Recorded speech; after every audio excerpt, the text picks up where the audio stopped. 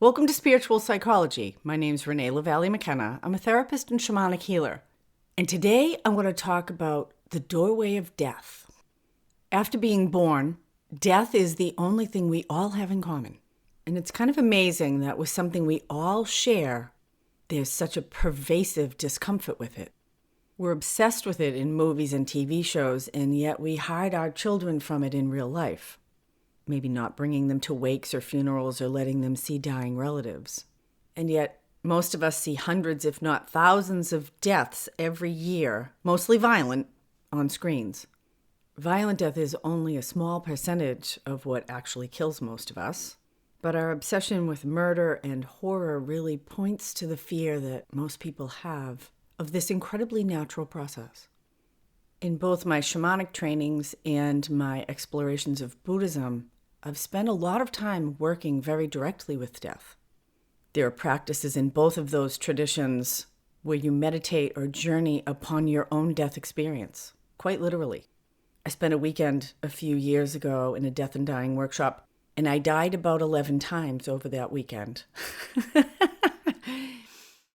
It's a powerful process, very transformative and grounding. In fact, I think death is probably one of the greatest teachers that we have in life, in how to live, because it reminds us that nothing is permanent, that we need to live today, because we actually don't know if we have tomorrow. I've had the great privilege of being at the bedside of many dying beings, both human and animal. In fact, I've been at more deaths than I have births, and from my experience, on a spiritual level, there's a significant similarity between the two. In both cases, and not every time, I experience a doorway which opens to a vast portal of light. My son was born by C-section, and it was a really powerful process. I spent 9 months preparing for a home birth. I had a birthing tub and a midwife, and after 62 hours of labor, I ended up with a C-section in the hospital. It was the birth I didn't want. And it was one of the most powerful, transformative spiritual experiences I've ever had. It blasted me open in this incredibly positive way. And I really experienced this portal of light that was open, that I felt my son come through. And it stayed open for a couple days. In fact, it took me about 10 days before I could even go outside. And even then, I felt like I needed to wear sunglasses because I was seeing light everywhere. In fact, I looked at people and it was like, everyone is born. Oh my God. Do you know that everyone was born? It was such a powerful experience. My daughter was born in about 5 hours. I didn't even practically get to take my clothes off in the room before I started pushing. It was a really different experience. So I don't know if there's a door in and a door out, but it kind of feels like that to me. I don't even know if they go necessarily to the same place, although I assume it's similar. There's a really powerful shamanic work called Psychopomp. And Psychopomp is the escorting of souls. And there's a lot of things that can happen when someone dies, just like there's a lot of things that can happen when we're alive. One of the things that can happen is an aspect of the person can get stuck in ordinary reality or the middle world and not move on. This is the idea of ghosts. And I've worked with lots of disembodied souls. Only a tiny fraction of them are scary. And even those are wounded.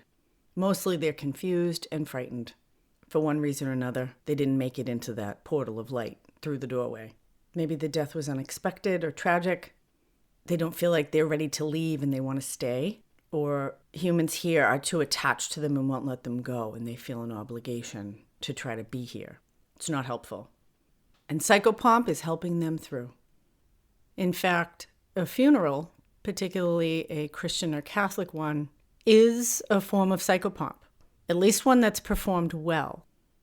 A lot of times we think of funerals primarily for the living who remain after someone passes away. But if you listen carefully, particularly to a well-done Catholic funeral, there's an invocation to the angels and the saints, to Jesus and to God, to invite and welcome the soul home, to move them along.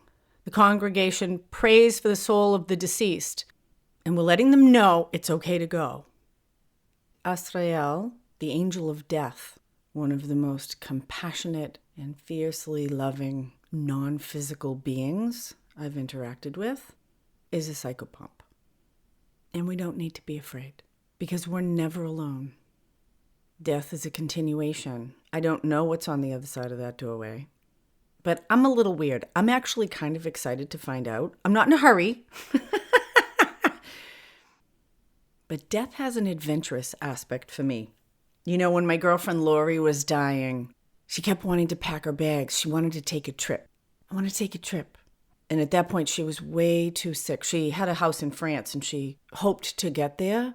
And we had a mutual friend, Eileen, who was an incredible caregiver for her in her final weeks and months. And Eileen and I talked a lot that Lori was preparing to take a trip. It's not unusual. She knew on some level, as many do, that it was time to go. And she was trying to pack. But we don't get to take much with us. Not materially, anyway. But we do take our experience and the consequences of our actions. And our intentions.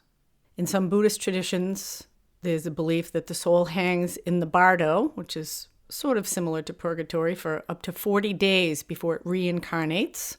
And there's a whole lot of stuff that happens during that 40 days. In fact, that weekend that I spent practicing dying, we went through the bardo over and over again because that's the place where we meet all of our own unresolved stuff, which, if you believe in certain forms of karma, determines our next incarnation.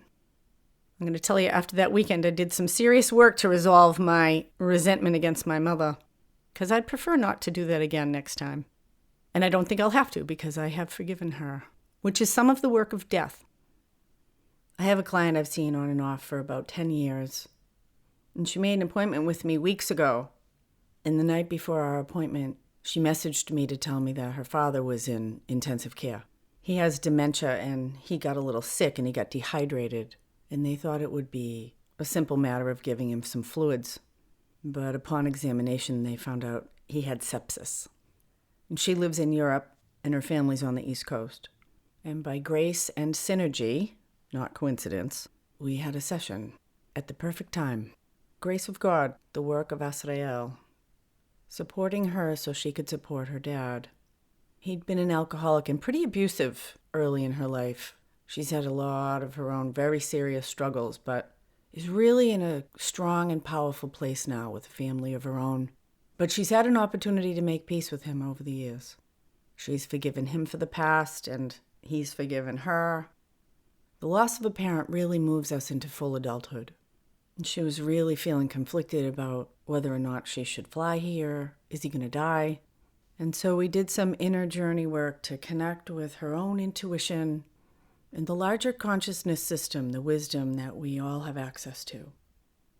And she's a Catholic. She works with Jesus and Mary and the Holy Spirit. The divine has 1,000 million faces to meet us in whatever way is most meaningful to us.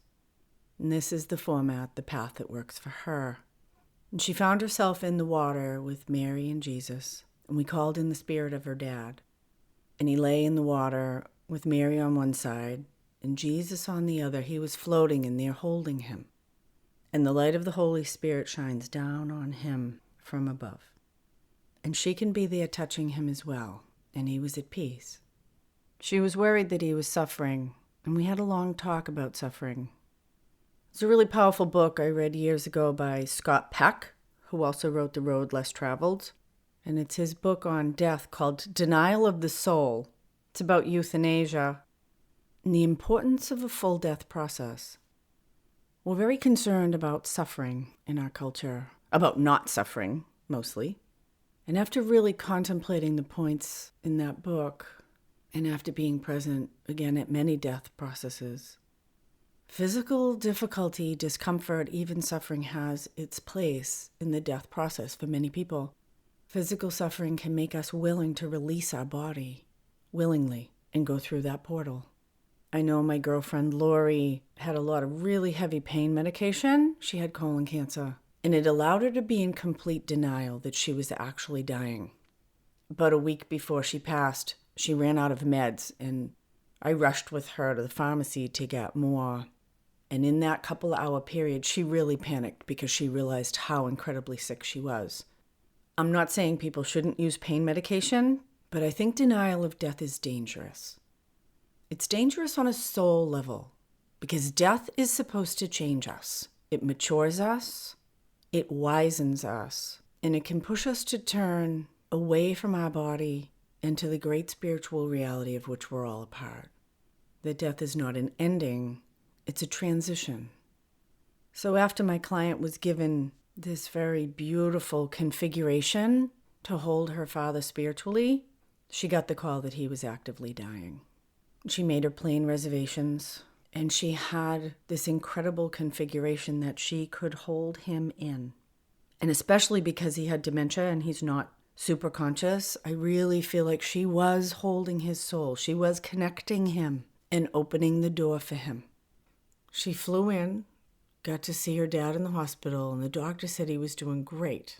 She got to sit with him, and though he couldn't speak, she read to him and sang to him and brought him some photos of the family. And he had his eyes open for the first time in days. And she told him it was okay to go. And she drove home from the hospital, almost hopeful that he might get better. And she got the call about 15 minutes later that he had died. He waited for her, and he pooled all the energy he had to be with her. And then he left. Powerful, very powerful. Not everybody's peaceful when they die. Not everybody's peaceful when they're living. We're part of an endless process, and we can trust it. The more we surrender to it, the easier, more nourishing, and more supported the process is. When my best friend Rose's mother passed, her final words were, "Oh, it's beautiful." That's the death I want. One of the things I've been asked to do frequently is track souls as they pass. And there was a little boy who died of brain cancer. And as I tracked him in his passing, again, I saw this doorway open. It's different for different people. I always experience it as a doorway. And these two light beings came through and took the hands of this little boy and walked him through. And one distinctly felt like his grandmother. And I reported this to the family, and there were quite a few people in the room when the boy passed. And one of the women in the room said, "I saw the same thing. I saw these two balls of light come and take his ball of light and bring him up and out." Death is the most natural thing. In life, it's our teacher, and at the time of our passing, it's our friend. So I encourage you to make friends with death. If you make friends now, he won't be a stranger when he comes at the end of your life. You can trust him. You don't need to be afraid. So I'm going to do a live workshop this Friday for the 19th anniversary of 9/11 to do some psychopomp and soul escorting. So if you know anyone who's died an unexpected or an angry or an unresolved death, or if you have unresolved grief around a loved one, I'm looking for a couple of people to give this gift of healing to in a live session. I'm also starting a mentorship program. I have a 3-month program and a 6-month program. If you're interested, shoot me an email, info@reneemckenna.com. I hate ads, and I'm not going to put them on my podcast. But if you want to support me on Patreon, I would be super grateful. The link's in the show notes. Blessings on your path. Until we meet again, this is Renee LaValle McKenna for Spiritual Psychology.